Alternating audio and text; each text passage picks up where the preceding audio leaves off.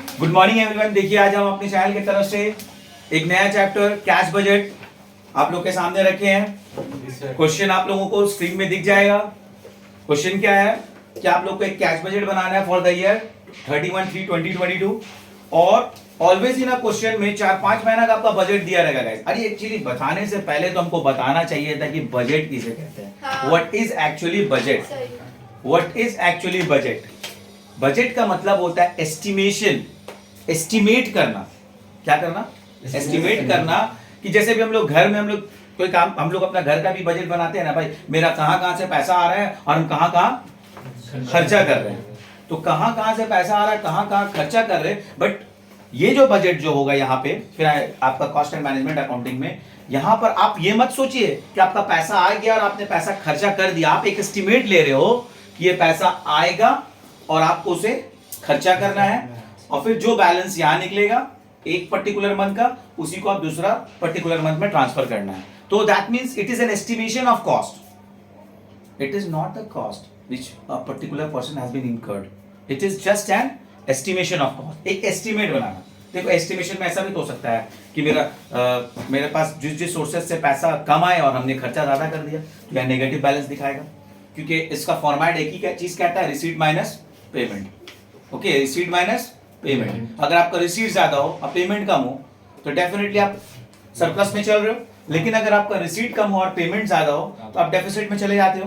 तो ये बजट बनाने का मतलब ये है कि इन फ्यूचर फर्म को ये समझ में आ जाए कि किस तरीके से हम अपना सेविंग्स को लेकर चलेंगे, किस तरीके से अपना रिसीट एंड पेमेंट्स को लेकर चलेंगे, ताकि फ्यूचर लॉस में हम लोगों को प्रॉब्लम ना पड़े। बट ध्यान रहे, it is not the actual cost, it is an estimation of cost. ठीक है, ये बनाने से क्या फायदा है?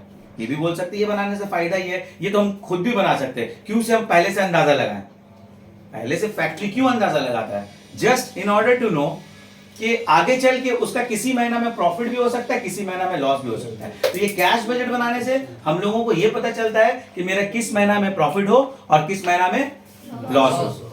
ओके एवरीवन, तो हम लोगों को आज सिर्फ पहला वीडियो में आपको ये दिखाएंगे कि क्या हो सकता है। देखिए, अगर आपका रिसीट इतना है, अब पेमेंट, अगर हम एक तरफ रिसीट लिखते हैं पेमेंट, आपका जनवरी में कुछ रिसीट हुआ, फिर आपने कुछ और रिसीट किया, आपने कुछ और रिसीट किया, फिर आपने टोटल किया, फिर आपने पेमेंट किया, फिर आपने पेमेंट किया, फिर आपने पेमेंट किया, आपने टोटल किया। आपका रिसीट आता है, मान लीजिए ये 2 है, ये 3 है, ये 5 है, तो कितना हो जाता है गाइस? 10। और आपका पेमेंट होता है 1 2 4, तो कितना हो गया? 6। तो 10 - 6 it will B 4। 10 - 6 it will B 4। तो आपने पॉजिटिव में चला ना, आपका पॉजिटिव आया कि नहीं आया? आपका सरप्लस आया। अब ये सरप्लस आपको 2 और 1 3 4 7 it will be 3, it can be 3, no problem. 10 - 7 कितना हो गया? 3। अब आपका जो ये सरप्लस आया, तो इस सरप्लस को आप यहां पर फिर से लिखोगे यस सर। और फिर आप खर्चा किए 1 फिर 2, तो आपका कितना हो गया? 3 1 4 2 6। और आपसे पेमेंट कितना हो जा रहा है?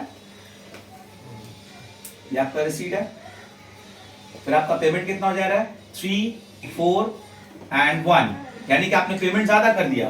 तो अब आपका यहां पर ये क्या आ जा रहा है? -2। तो देखिएगा, इससे आपको पता चल रहा है कि आप किस महीना सरप्लस में जा रहे हैं और किस महीना आप डेफिसिट में लेके जा रहे हैं अपने फॉर्म को।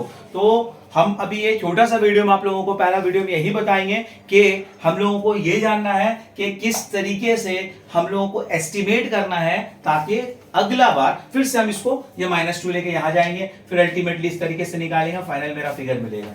तो अभी आज हम लोगों ने पहला क्लास में ये सीखा कि किस तरीके से बजट को बनाया जाता है, किस तरह क्यों बनाया जाता है, और बजट होता है क्या है, it is just an estimation of cost, और क्यों हम लोग बनाते हैं, ये आपका शक्ल है। अभी जब हम लोग नेक्स्ट वीडियो में जब आएंगे तो आप लोगों को बताएंगे कि किस तरीके से सम सॉल्व होती है। ठीक है, जो कि हम आज जस्ट आप लोगों को बेसिक बता करके भी बंद कर रहे हैं। ठीक है, और अगर आप लोगों को मेरा अगर ये वीडियो अच्छा लगा हो तो जरूर से अपने दोस्तों में शेयर और सब्सक्राइब जरूर कीजिएगा।